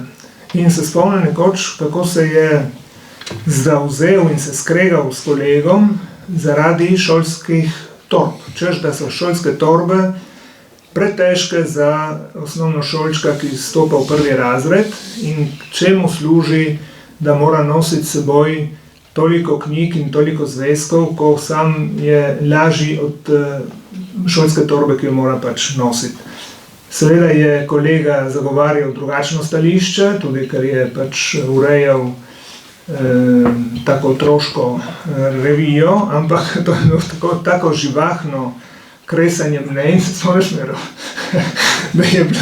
da je bilo prav tako zanimivo, zabavno za vse nas, ki smo prisluhnili temu kreganju. No, jaz sem jezel dobro z tiste radijske situacije, potem z njim se tistih par let, ko sem potem še imel priliko pač ga tedensko srečevati, v glavnem srečeval v kontekstu Novega lista, v smislu, da Jeza je z Novim listom sodeloval od prve številke leta 1954 do tistega 12. aprila 1983, ko ga je zadela možganska kap pod radiem in to bo verjetno Miro povedal, ker je bil prisoten in zraven, torej ne bom biral to. In je bil pač peljan v bolnišnico, dobro, počasi je okreval, nekajkrat sem ga obiskal tudi tam. Zgubil je veliko sposobnosti govorjenja, ampak še vedno je poznal ljudi, poznal okoliščine, razumel stvari, je bilo zanimivo se pogovarjati tudi z njim, ko je bil boljan. In zanimivo je to, da recimo tudi, ko je pisal za Novi list, je včasih seveda med enim delom in drugim hitel popravljati tekste, ki jih je napisal za radio, da jih je potem dajal stavcu Duškotu Švabu, ki je prihajal na radio po to gradivo. In včasih je bilo treba pač končati to zadevo, rekel, Duško, te prosim, sedi, vzemi časopis, beri in te čas bo ne skončal. Duško seveda protestiral, ampak dobro, tako je bil potek. No, tista leta, mislim prav tam konec 82, tisto zimo, sem ga videl, kako je zelo veliko delal, veliko pretipkoval in mislim, da je on takrat pretipkoval tekste za to knjižico, ta zbornik tukaj, zadnji zbornik, ki je šel. In enkrat me tudi prosil ali dvakrat, da bi šel v tiskarno to Adriatico, ki je tukaj na Via Rismondo, po krtačne odtise, ker on je ravno končal neko delo, ki ga klicali, da če pride po krtačne odtise, tako da sem mu naredil to uslugico in potem je on to stvar skorigiral in sam nesel spet v tiskarno. Je bilo pa zanimivo, da je on vse te tekste osebno pretipkal, ni dajal v tiskarno originalnih člankov, ki so mu jih pošiljali potencialni sodelavci. Kar je prišlo od zunaj, recimo se spomnim, da je nekoč dobil neko pismo prej, mislim, da je bilo prav iz Münchna, ker je prišel na radio to pismo in on je tisti tekst pretipkal, da je bil njegov pisalni stroj, vsak pisalni stroj ima svoj odtis, tako rekoč, in če bi eventualno nekdo kontroliral, odkot je prišlo tisti članek, ali kdo ga je napisal, je on nekako nase prevzel to odgovornost, da je pretipkal te članke in bi tudi recimo neka policija, ki bi skušala izslediti, kdo je pisal, pač ugotavljala edino to, da je članek napisan z njegovim strojem. To so bile take pozornosti, ki jih je Jeza zelo dosledno, zelo skrbno gojil, kajti tudi iz pogovora z njim si točno razumel, da on noče ustvarjati ljudem težave, tudi ne z uveljavljanjem svojih načel, svojih idej, za katere pa je bil pripravljen se zelo tudi tako vehementno boriti in razpravljati.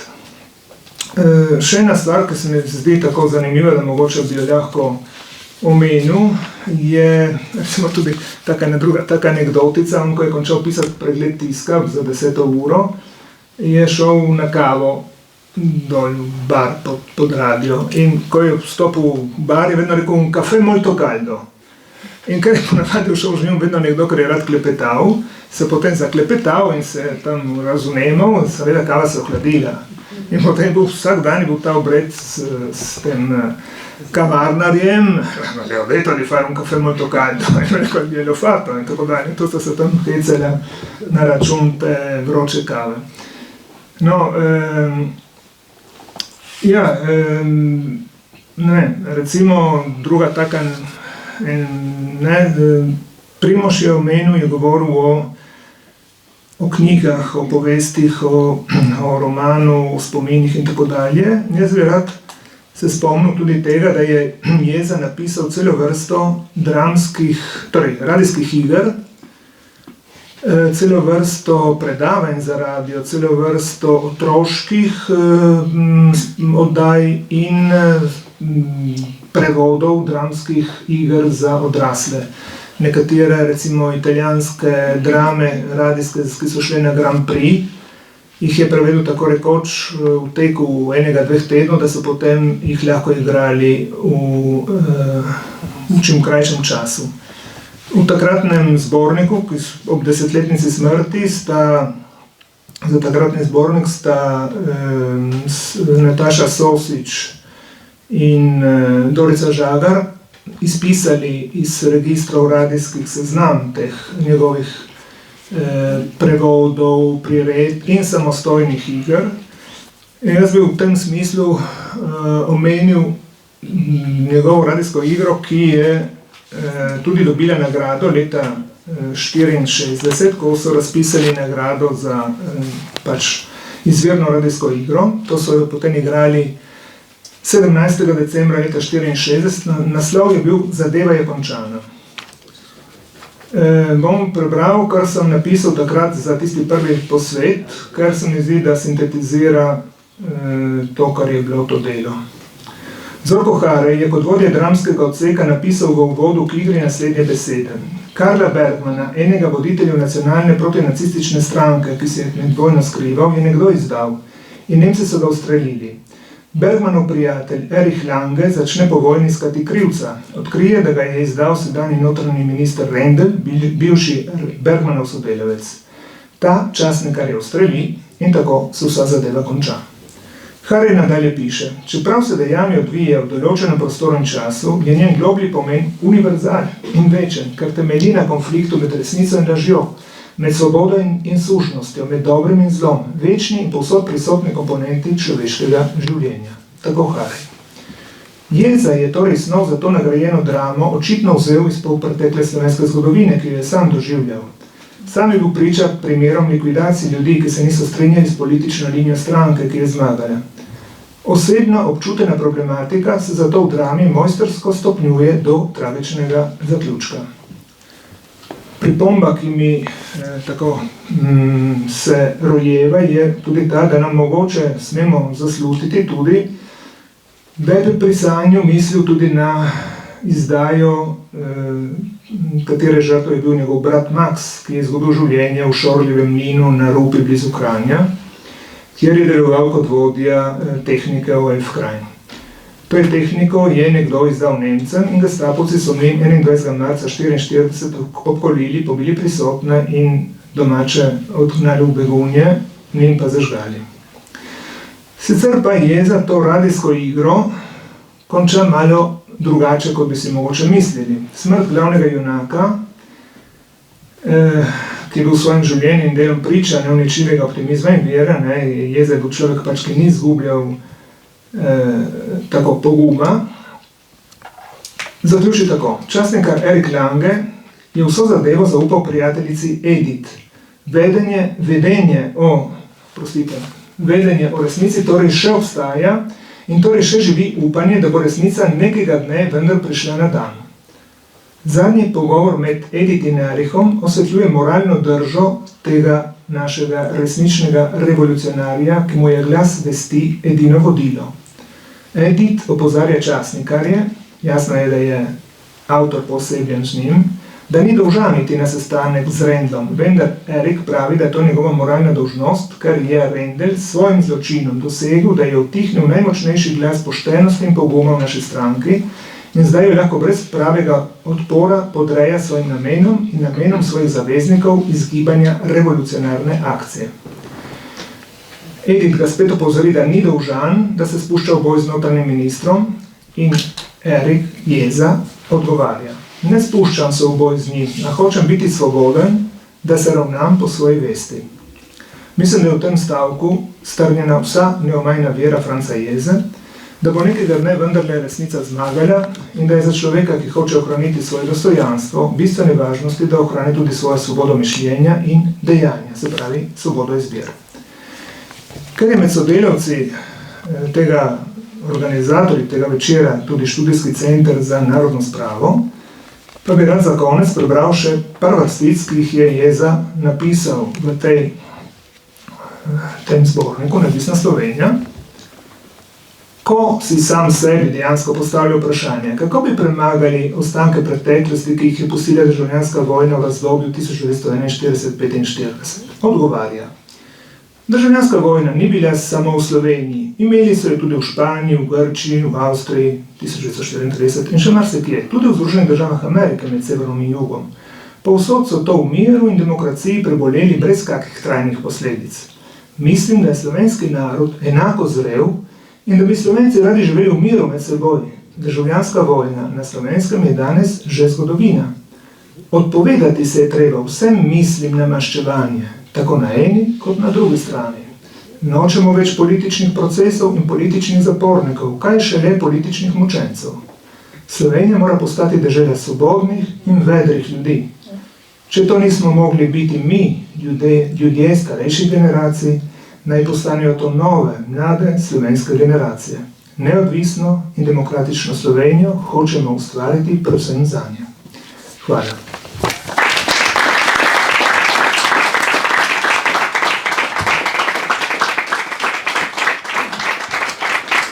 Hvala Marko za prispevek, ki osvetljuje spet,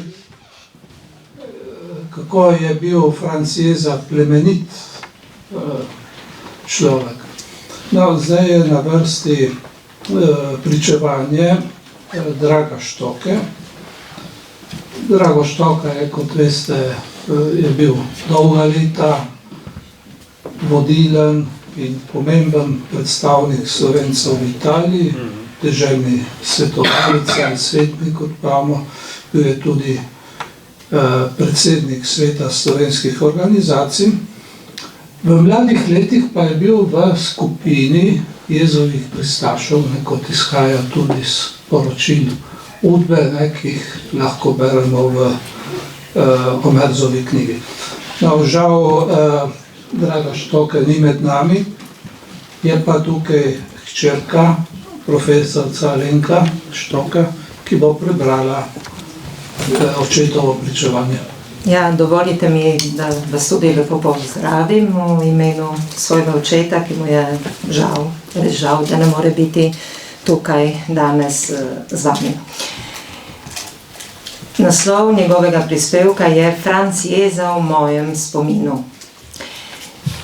Na Franca Jezo imam 3 spomine, ki jih rad posredujem prisotnim na današnjem simpoziju, katerega prisrčno pozdravljam in se zahvaljujem Društvu slovenskih izobražencev za njegovo organizacijo. Prvi spomin. Bilo je zgodaj zjutraj sredi 50-ih let, ko vidim Franca Jezo, kako z naglimi koraki gre po ulici Fabija Severa proti sedežu Slovenskega tržaškega radia z veliko torbo v rokah. V tej torbi je bila dramatizirana zgodba, ki jo je vso noč pisal v svojem stanovanju na občinah. To mi je razkrila uslužbenka na radiju in dodala še, da so že navajeni, da Jeza prinese obljubljeni tekst v takih urah, ker on pač rad dela po noči, ker je tako lahko bolj koncentriran pri pisanju. Kot 20-letnik sem takoj začel občudovati vztrajnost in moč tega suhljatega moža, čigar mnogo tekstov sem že prebral, katerih vsebina se mi je vedno zdela zelo živa in vedno aktualna. Velik časnikar torej. Drugi spomin. Sredi 60-ih let sem bil odgovorni urednik mesečnika Most, glavni urednik pa je bil Aleš Lokar, ki je pravkar končal ekonomsko fakulteto in postal že asistent ekonomske fakultete v Anconi v Markah, torej v srednji Italiji. V uredništvu Mosta je bilo kar precej ljudi, naj med njimi omenim Vladimirja Vremca, Stanka Janežiča, Borisa Podreko, Vinka Veličiča. Nekega dne je Franc Jeza izročil svoj prispevek Alešu Lokarju, ki pa je imel do teksta neke svoje pomisleke in te pomisleke izrazil tudi osebno Francu Jezi. O vsebini teksta nisem bil nikdar seznanjen, ne strani Aleša Lokarja, ne strani avtorja Jeze. Bil sem pač samo odgovorni urednik in v tem svojstvu sem le odgovarjal pred oblastmi za vsebino prispevkov v Mostu. Naneslo pa je, da sem že nekaj dni po tem dogodku srečal Jezo, vedno v bližini Slovenskega tržaškega radia, ki pa me je tokrat bolj ostro pogledal in zinil en sam stavek. Jaz nobene cenzure ne trpim, ker sem zaradi tega že dovolj trpel v komunizmu. Stavek, ki ga nikdar ne bom mogel pozabiti, posebno v teh mojih letih, ko mi je naša slovenska preteklost kar dobro znana.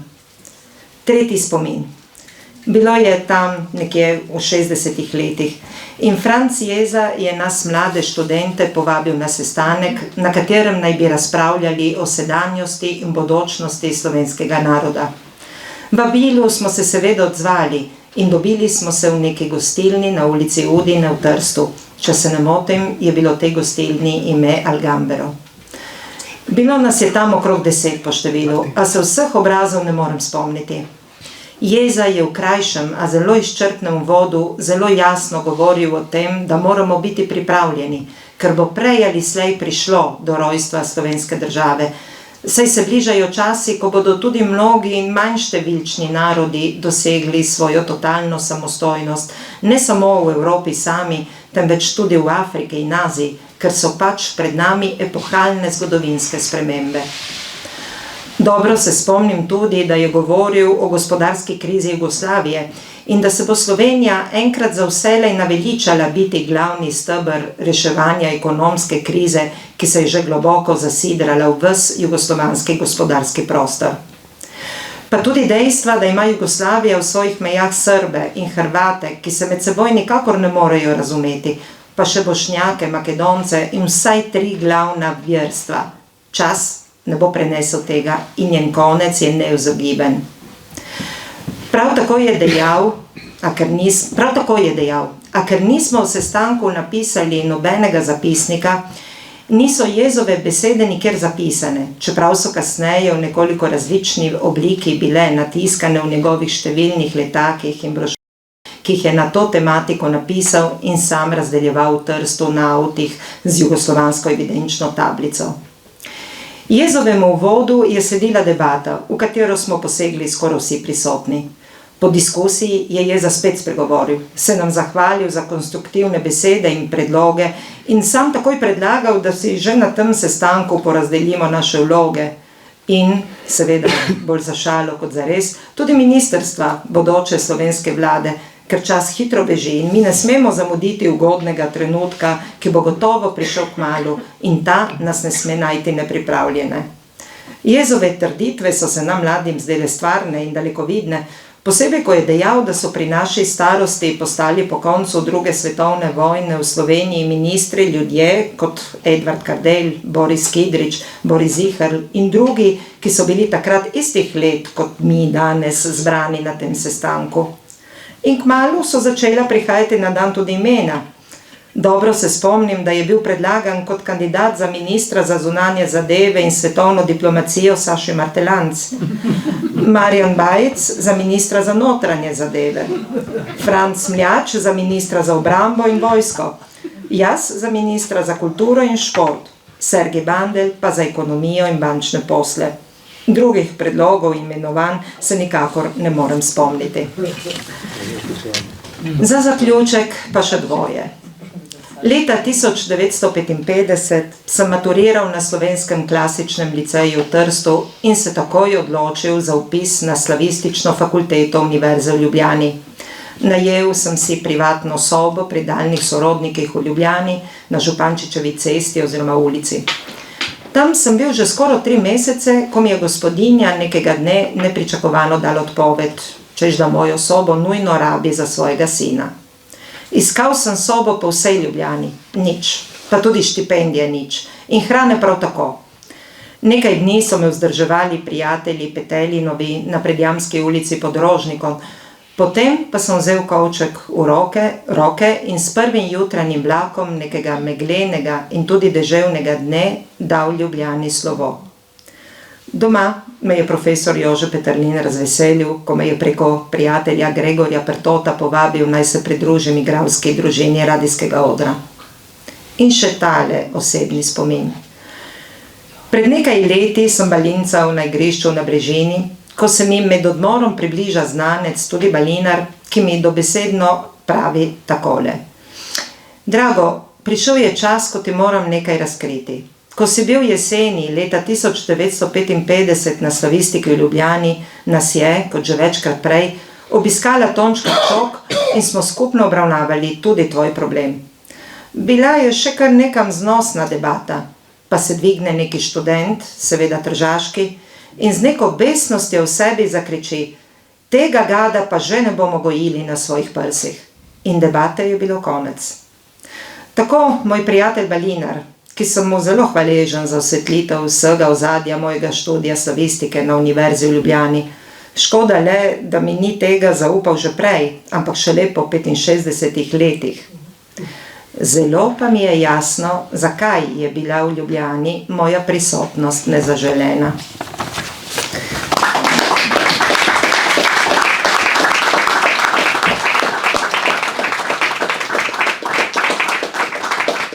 Hvala lepa. Zdaj pa prosim še Mira Opelta, da pride k predavateljski misiji. Mira Opelt je časnikar, bil je tudi on kolega Franca Jeza na radiju Trstar in kot je že bilo omenjeno, je žal tudi vezan s tragičnim trenutkom, no, ko je Jezo zadev, ko je zadev kap, ne?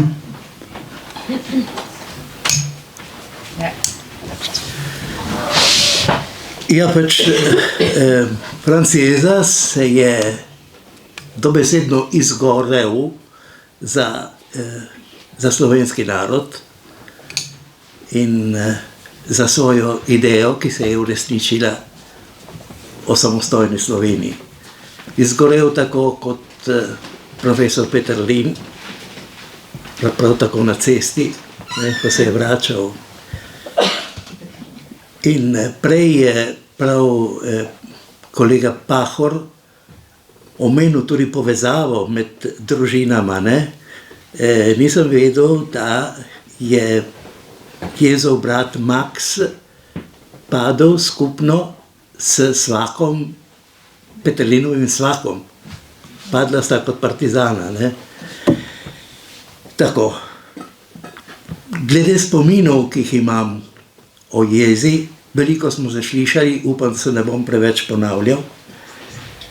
Zelo me je prizadelo, recimo, ko je stalno ponavljal, nikdar ne bom pisal kaj proti nemškemu narodu, kajti preživel sem tudi po nasvetih domačinov, ki so bili že leta v taboriščih.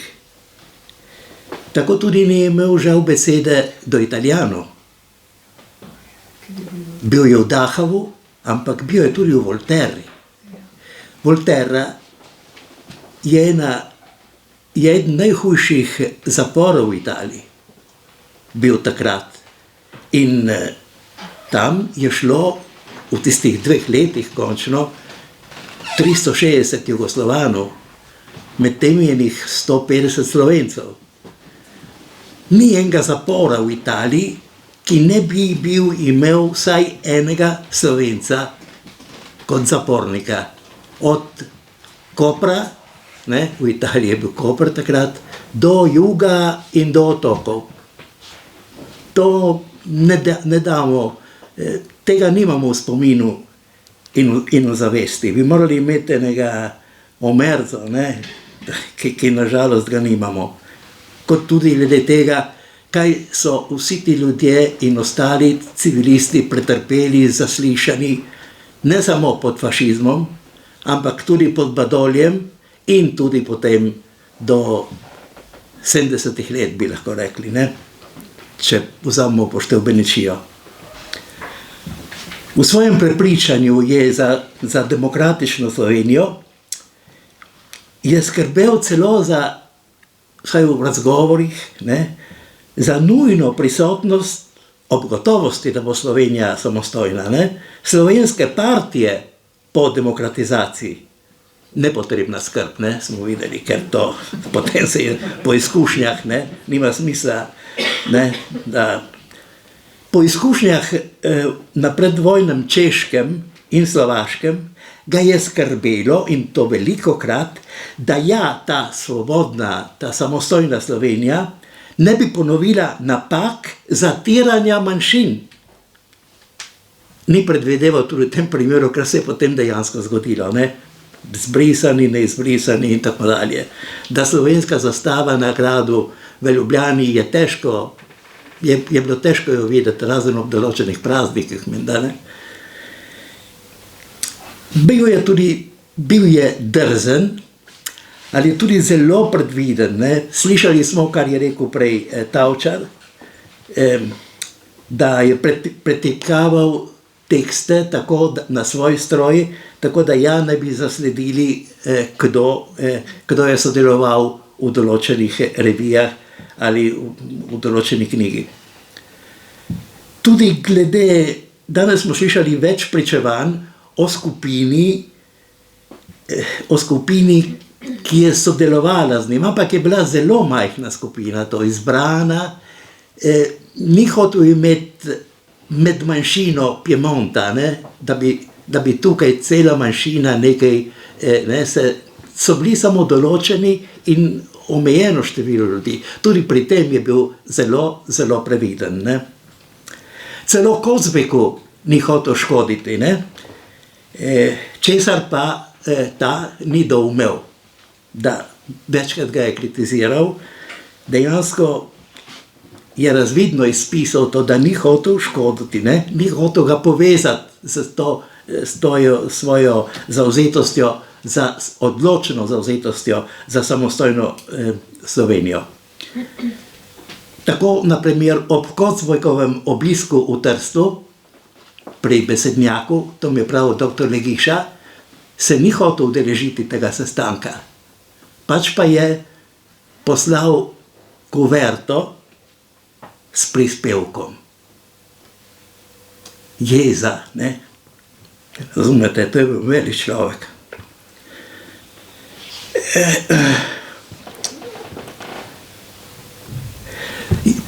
Našel je posmrtni dom v Komnu, ne? Z ženo Tinko, ne? Lep dom. Saj sta tu pokopana vsaj še dva velikana, ne? Dekan Bogomil Nemec, ki je umrl za pretepom na kvesturi leta 1931, takrat se je 70-terica slovenskih duhovnikov zaobljubila usque ad martirium za obrambo slovenstva. Imajo tega Nemca za mučenika na Češkem. In Viktor Kos, recimo, tudi en velik župnik in dekan v Komnu, ki je pospremil 1100 domačinov v Nemčijo, v taborišča in na delo, in potem še je skrbel za drugih 300-400 kraševcev iz teh naših vasi, iz Sesljana in to, ki so nekaj mesecev pozneje Nemci tudi vzeli in poslali tja. Torej, to so ti duhovniki, ki jih tudi premalo omenjamo, samo v Dahavu jih je bilo menda okrog 15-16 Slovencev, ne, med njimi Premrl, Piščanc, Šorli, profesor Šolar. Tudi o tem malo podarjamo. Tako da Komensko pokopališče je primeren kraj tudi za gezo, ne. Saša Martelanc je izbral napis na odprti marmornati knjigi, ki ga danes, mi je žal, že tretjič ponovim, ampak je prav, morda prvi del nismo. Samo zaupanje, zavest lastne moči je tista sila, ki dviga narode, ne orožje in število. Ptuj leta 37. In potem ta tretjič slišimo na naš, oprostite, se vidi, da smo zbrali vsi ta del. Slovenija mora postati dežela svobodnih in vedrih ljudi. Jeza je bil veder. Če to nismo mogli biti mi, ljudje starejših generacij, naj postanejo to nove slovenske generacije. Neodvisno in demokratično Slovenijo hočemo ustvariti predvsem zanje. Občine 1983. Menim, da bi ne bil po veličini najmanjši med trojico na tistem tivolskem griču ob Pahorju in Kozbeku. To je utvara, kaj ti danes večamo kot samostojna Slovenija pred 40 leti. Oprostite za...